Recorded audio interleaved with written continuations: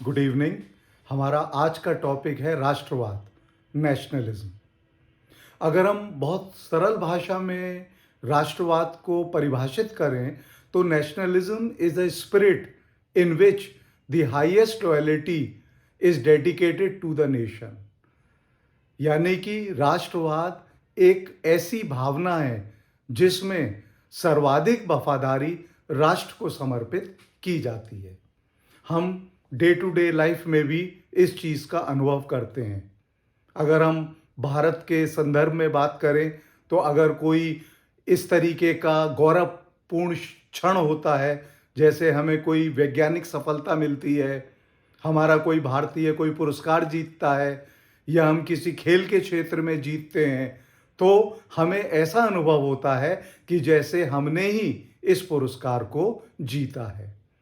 जब भी ओलंपिक का कोई पदक मिलता है, एशियाड में कोई पदक मिलता है या हम लोग वर्ल्ड कप जीतते हैं तो सारा भारतीय जन सैलाब सड़कों पर उतर आता है, शोरगुल हल्ला और एंजॉय करता है। उस समय ना कोई अमीर होता है, ना कोई गरीब होता है, ना कोई ऊंचा होता है, ना कोई नीचा होता है। वो सब एक बराबर एक मंच पर अपना भारत की विजय उत्सव का आनंद लेते हैं और यही राष्ट्रवाद है।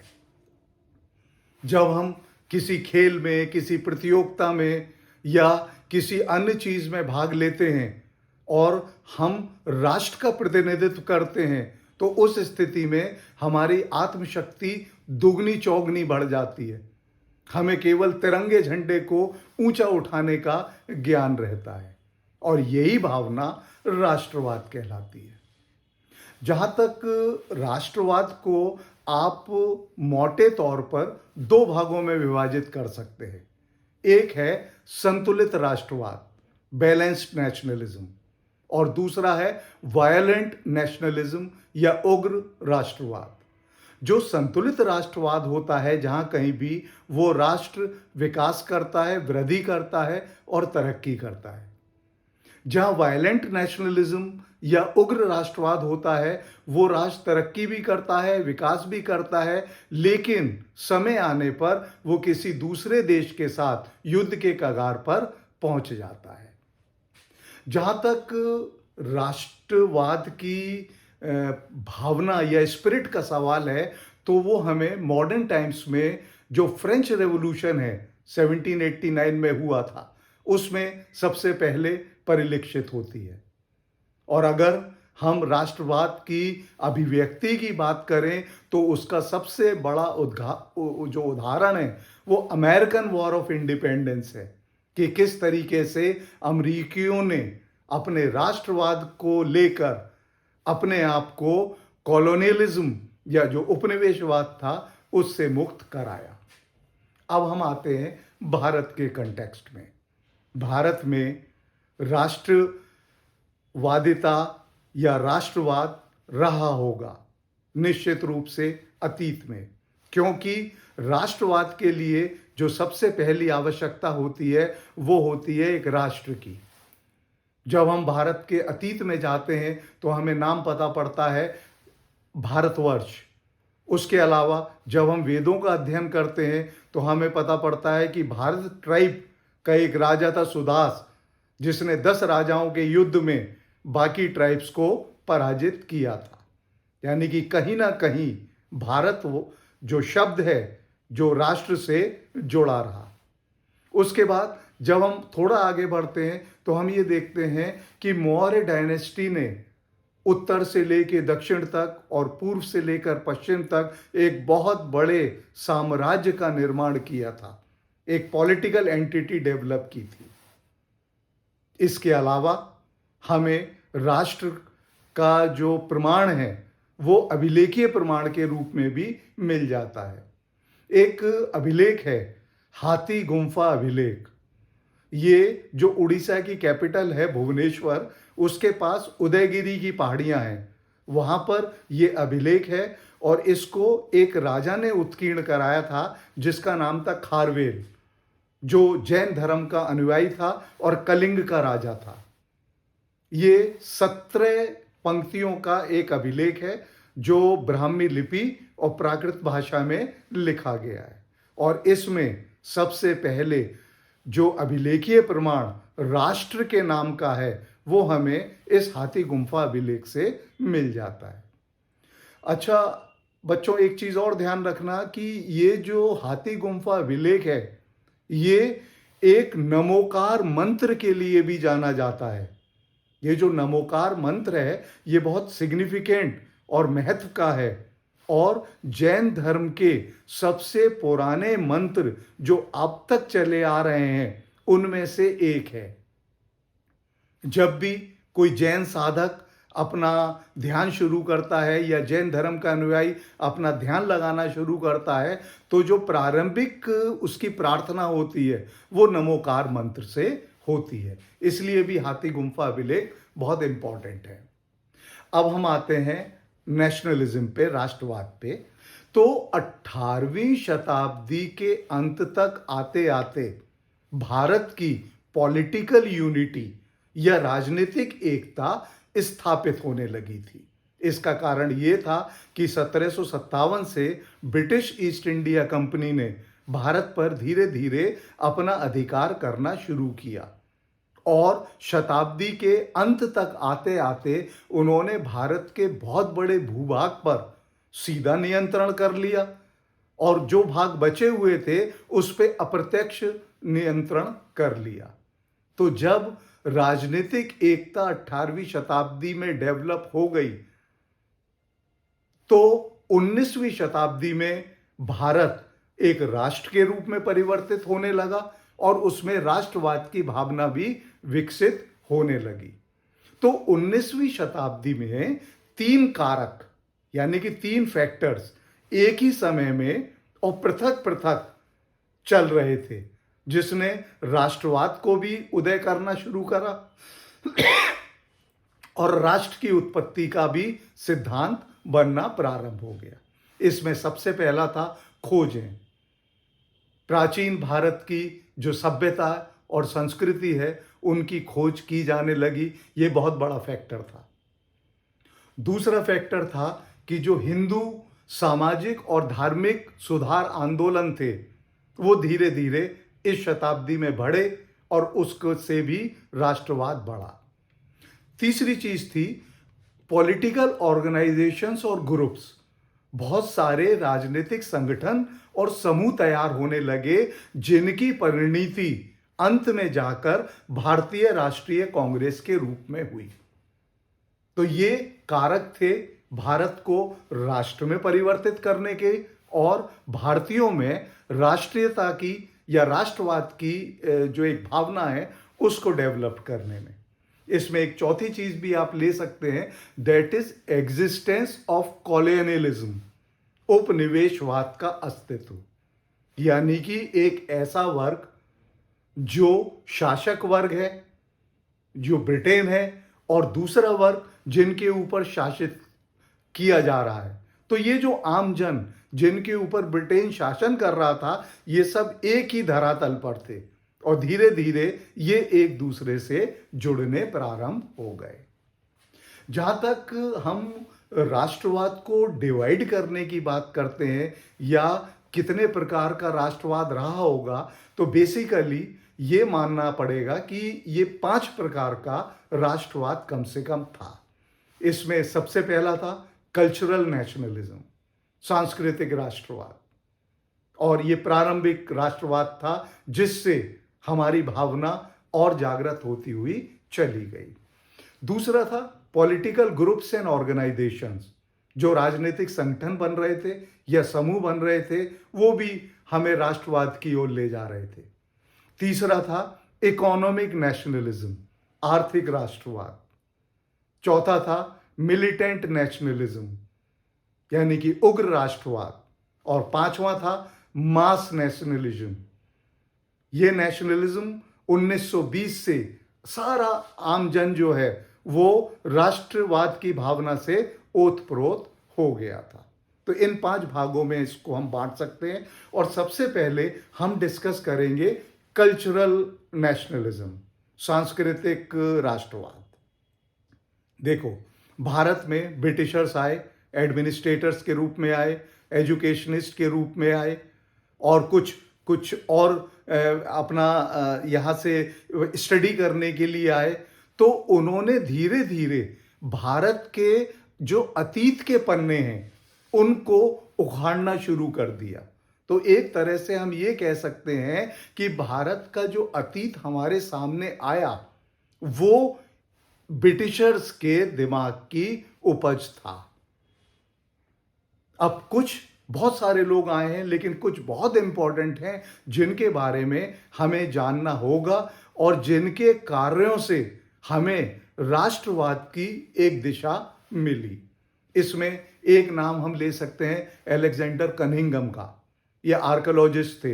इन्होंने पूरे भारत में जगह जगह ऐसे स्थानों को चिन्हित किया जहां पर पूर्व में कुछ हो सकता था, और इन्होंने बहुत बड़ा काम आर्कियोलॉजिकल सर्वे ऑफ इंडिया की स्थापना करके किया।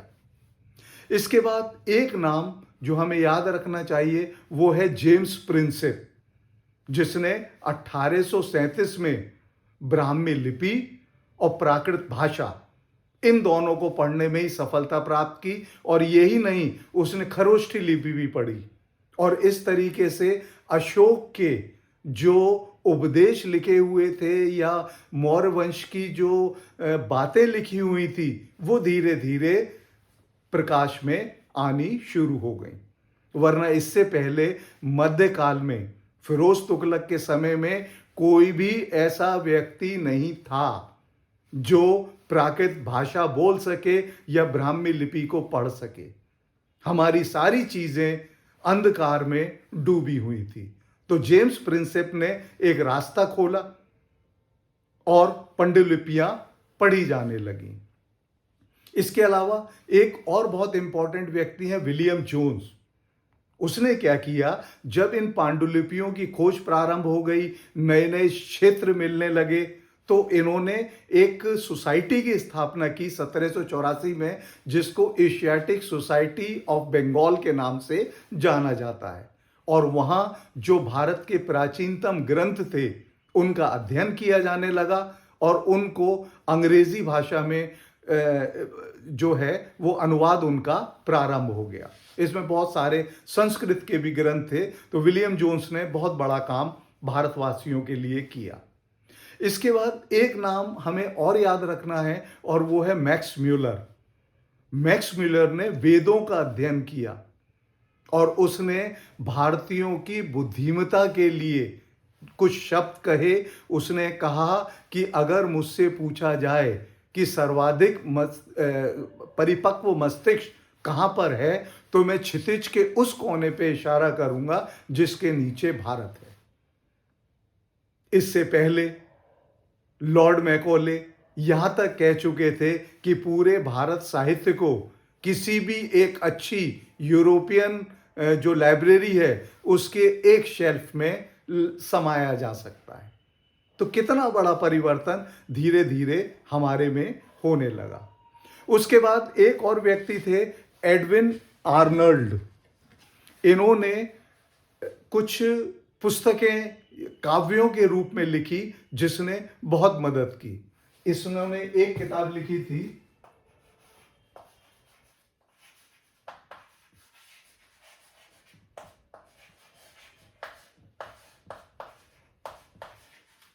The lights off Asia.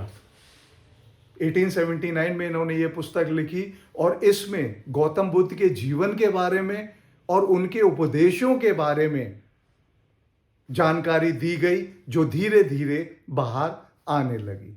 इसके अलावा इन्होंने एक और पुस्तक लिखी थी, इंडियन सॉन्ग ऑफ सॉन्ग्स।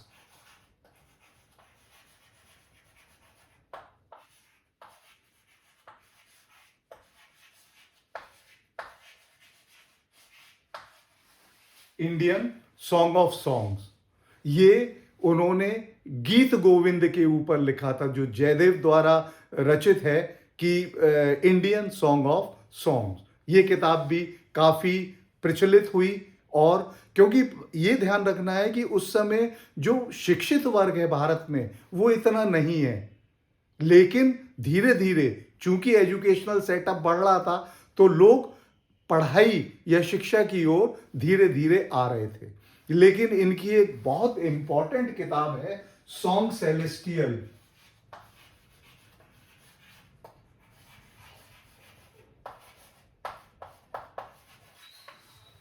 और ये जो सॉन्ग सेलेस्टियल है, ये poetic translation of Bhagavad Gita, इसका जो अनुवाद है वो काव्य शैली में भागवत गीता का अनुवाद इन्होंने किया।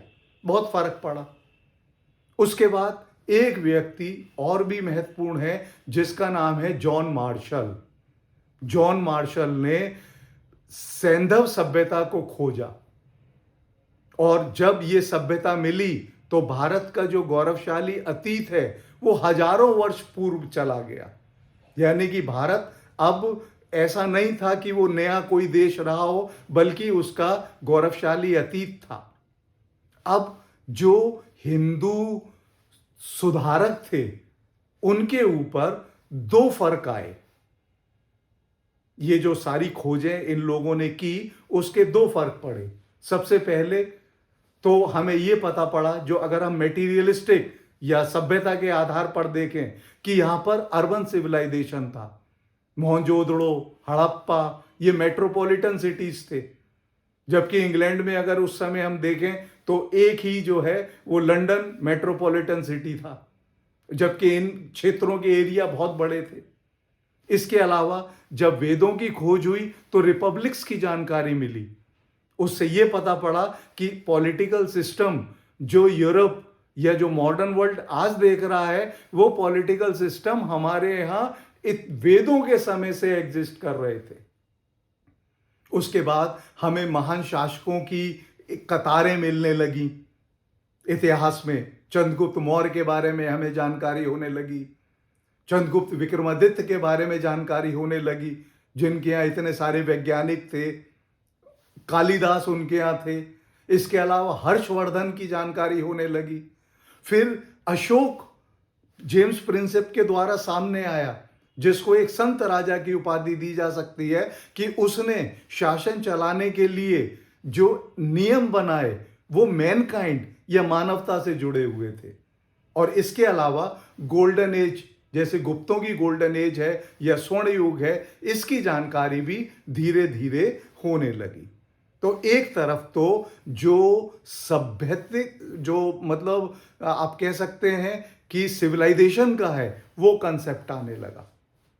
और दूसरा जो मदद हुई हिंदू रिफॉर्मर्स को, वो ये हुई कि ये सत्य उजागर हुआ कि जो शाश्वत हिंदू धर्म है वो वेदों में है, उपनिषदों में है और गीता में है।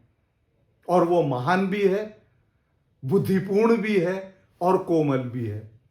और जो नई एक खोज इनके पास आई कि वर्तमान में, यानी कि 19वीं शताब्दी में हिंदू जिस हिंदू धर्म का पालन कर रहे हैं, उससे वो शाश्वत धर्म अलग ही है। तो ये दो चीजें इनको मिली हिंदू रिफॉर्मर्स को, और उन्होंने लोगों के मन में इस भावना को, अपने अतीत की भावना को भरना शुरू कर दिया।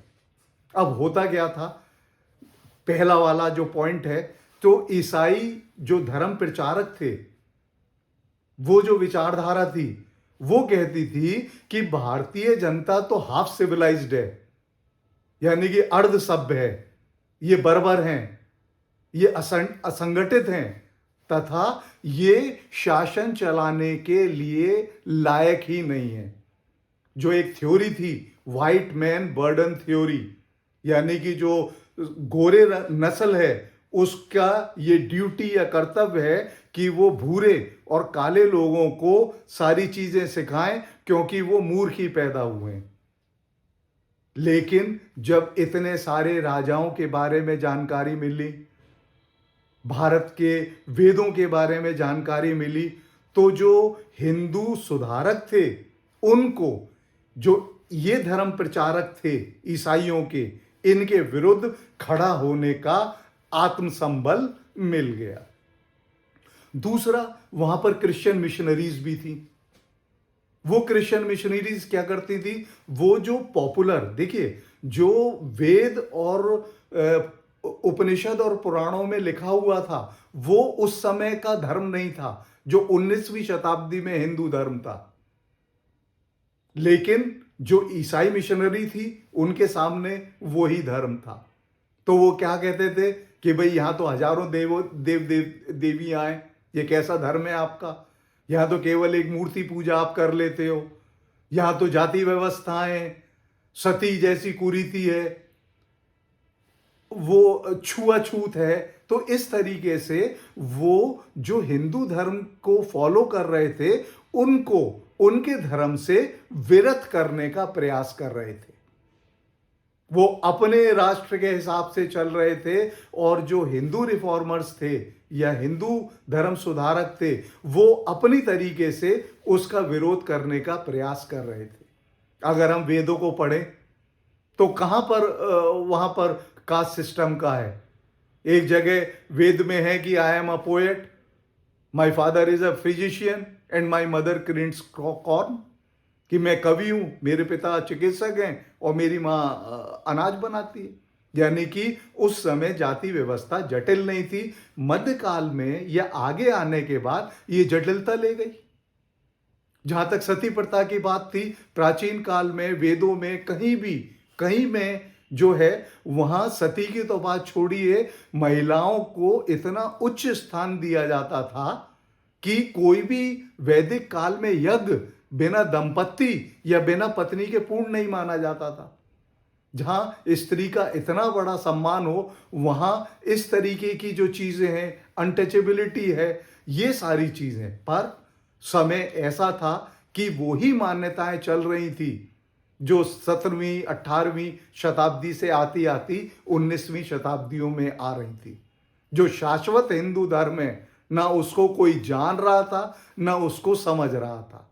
केवल जो एक परंपरा चली आ रही थी जो समय के साथ बदलती चली गई वो हिंदू धर्म था।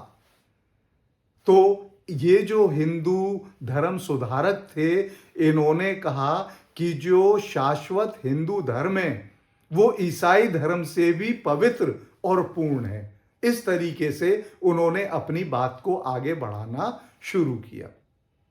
हालांकि उस समय जो ब्रिटिश प्रोपेगेंडा है वो बहुत मजबूत था, क्योंकि ब्रिटिश एक कॉलोनी के रूप में भी भारत के ऊपर अधिकार करे हुए थे। तो एक डेवलपमेंट हुआ जिसको हम लोग बोलते हैं हिंदू पुनर्जागरण।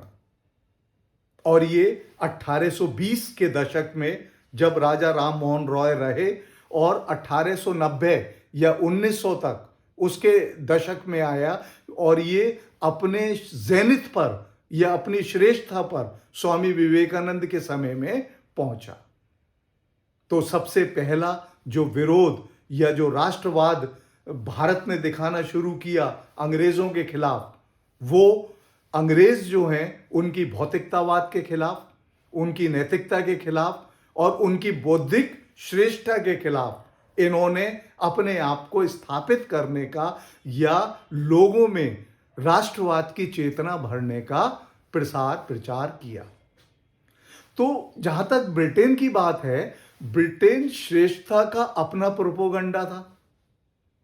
वो पूरे भारतवासियों को जो उस समय थे उनसे वो यही कहते थे कि भाई राजनीतिक रूप से हम श्रेष्ठ हैं, इसमें कोई दो राय नहीं। 1815 में जब से नेपोलियनिक वॉर हुए और 1914 तक जब तक वर्ल्ड वॉर शुरू हुआ, जब तक जो राजनीतिक रूप से ब्रिटेन की बहुत बड़ा एक महत्व था यूरोपियन इतिहास में, नौसेना, उनकी नौसेना मजबूत थी और यही नौसेना थी जिसने इतने बड़े साम्राज्य को स्थापित करके ब्रिटेन को दे दिया था। और सैन्य ढांचा, इसकी ब्रिटिशर्स तारीफ करते थे। और किन पे तारीफ करते थे? प्रोपोगंडा उनकी श्रेष्ठता का कहां फैलाते थे? आम जनमानस पे। और ऐसा जनमानस जो बहुत ज्यादा पढ़ा लिखा भी नहीं है, कुछ ही लोग शिक्षित या पढ़े लिखे हैं और बाकी को तो फिर जो समझाया जाएगा वो धीरे धीरे वो समझेंगे। और उनका ये था कि धीरे धीरे भारतीय अपना जो धर्म है या अपनी जो परंपराएं हैं उनसे विरत हों और पश्चिमी मार्ग को अपनाने लगे। इसके अलावा ये अपने उद्योगों की तारीफ करते थे, इसमें कोई दो राय नहीं। इंडस्ट्रियलाइजेशन वहां पर हुआ था, रेल बननी शुरू हो गई थी लॉर्ड डलहौजी के समय में। ये मतलब अपना साइंटिफिक विकास दिखा रहे हैं कि भाई हम इतने श्रेष्ठ हैं, हम इतना विकास कर रहे हैं और तुम क्या हो, तुम तो वहीं जमीन पे पड़े हो और तुम्हें कुछ आता नहीं है, इसलिए हमें फॉलो करो।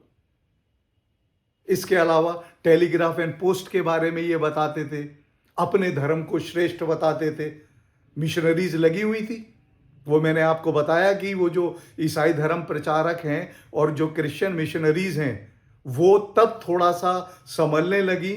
और संभलने क्या लगी, जब हिंदू रिफॉर्मर्स को ये मौका मिला, जब अतीत हमारा बाहर आने लगा। इसके अलावा ब्रिटिशर्स अपने चरित्र की बात करते थे। वो कहते थे कि दृढ़ता हम में है, सत्य हम में है, साहस हम में है, देशभक्ति हम में है, आत्म बलिदान हम में है। आप में क्या है? आप में कुछ नहीं है। इसके अलावा वो अपने जो महान लोग हैं उनकी तारीफ करने लगे। जैसे वो विलियम शेक्सपियर, उसको सबसे बड़ा ड्रामाटिस्ट बताते थे। एक जॉन मिल्टन, जिन्होंने पैराडाइज लॉस्ट और पैराडाइज रिगेन लिखा है, उनको ये बहुत बड़ा कवि मानते थे। फ्रांसिस बेकन, जिसने मेथडोलॉजी या साइंटिफिक अप्रोच के बारे में बताया, उसको मानने लगे।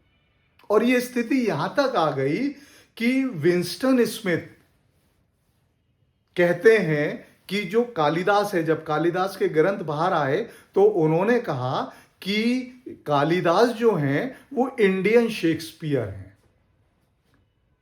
अब आप देखिए, जो शेक्सपियर है वो 16वीं शताब्दी के अंत में उसका कार्यकाल है और उससे 1000 साल पहले कालिदास हुए हैं। अगर कोई नया बच्चा या शिशु जन्म लेता है तो ये तो हमने सुना है कहते हुए कि भाई इसकी शक्ल दादा से मिलती है, अपने पिता से मिलती है। ये नहीं सुना कि जो शिशु पैदा हुआ वो उसकी शक्ल जो है वो दादा उसकी शक्ल पे है या उसका पिता उसकी शक्ल पे है। लेकिन ये सारी चीजें हमें सहनी पड़ी। लेकिन आज जब हमारा मस्तिष्क डेवलप हो गया, तब हम ये सारी चीजें सोचने लगे। जहां तक शेक्सपियर की बात है, कोई दो राय नहीं, बार्ड ऑफ वेवन कहलाता है। बहुत सारे उन्होंने प्लेज लिखे, बहुत अच्छे अच्छे प्ले हैं, जिसमें एक प्ले है उसका मर्चेंट ऑफ वेनिस। ये दो दोस्तों की कहानी है, एंटोनियो और बेसेनियो। एंटोनियो कुछ वो करता था और बेसेनियो कुछ भी नहीं करता था। तो बेसेनियो ने उससे कहा कि भाई मैं एक राजकुमारी को देखने जा रहा हूं और उसके लिए मुझे पैसा चाहिए। तो वो जो राजकुमारी या जो स्टेट की थी उसका नाम था पोर्शिया। और विलियम शेक्सपियर 1.5 पेजों में बहुत सुंदरता जो है वो पोर्शिया की बयान करते हैं कि गोल्डन लॉक्स हैं, इतना सुंदर है। वहीं कालिदास जब अभिज्ञान शाकुंतलम में शकुंतला के सौंदर्य की बात कहते हैं तो वो सिर्फ इतना कहते हैं कि शकुंतला को देखकर ऐसा प्रतीत होता है कि मोक्ष की प्राप्ति हो गई। अब विलियम शेक्सपियर अगर हजारों ग्रंथ भी लिखते तो भी वो अपनी पोर्शिया को, चरित्र को इतना सुंदर नहीं बना पाते जितना 2 पंक्तियों में कालिदास ने अपने चरित्र शकुंतला को बना दिया। पर दिक्कत क्या थी कि उस समय शेक्सपियर ही तो पढ़ने को मिल रहा है। कालिदास के तो प्लेज अभी तक ना तो बाहर निकल के आए हैं, ना उनका अनुवाद हुआ है, ना उनका बहुत ज्यादा प्रचार हुआ है। तो ये सारा फैक्टर्स था जो अंग्रेजों के प्रोपोगंडा को मजबूत बना रहा था। ये जो उन्होंने मिथ्या फैला रखी थी ये मजबूत बन रही थी। और भारत के बुद्धिजीवी, चाहे वो संख्या में कमी रहे हो या कितनी भी संख्या रहे हो, वो धीरे धीरे इस अंग्रेजियत के प्रति या अंग्रेजी भावना के प्रति आकर्षित होने लगे, क्योंकि उन्हें वेस्टर्न एजुकेशन मिल रही है। तो उनकी जो राष्ट्र भावना है वो कहीं ना कहीं ब्रिटिश प्रोपेगेंडा से धीरे धीरे कुंठित होने लगी। उन्होंने नए नए काम करने शुरू कर दिए इन बुद्धिजीवियों ने। ये अपनी मातृभाषा को त्यागने लगे। ये सोचते थे कि अंग्रेजी बोल के या पश्चिमी जो है उसका हम अगर पालन करेंगे तो हम ज़्यादा बेहतर हैं। दूसरी चीज़, ये अपने धर्म से धीरे धीरे विरत होने लगे, क्योंकि क्रिश्चियन मिशनरीज जो है वो उन धर्मों के, अपने जो हिंदू धर्म है उसके बारे में गलत सलत राय रखने लगी। तीसरे, जो उनके पूर्वजों के तौर तरीके थे, उनके जो संस्कार और परंपराएं थी, उनकी वो खिल्ली उड़ाने लगे। तो हिंदू पुनर्जागरण ने अंग्रेजियत के प्रति इस झुकाव को रोकने का प्रयास किया और पश्चिमी श्रेष्ठता यानी कि वेस्ट सबसे बड़ा है, इसके विरुद्ध भारत के जो गौरव है, गौरवशाली अतीत है, उसके गुणगान करने का प्रयास किया। तो 19वीं शताब्दी में दो धाराएं चली। एक धारा है द रिवाइवलिस्ट,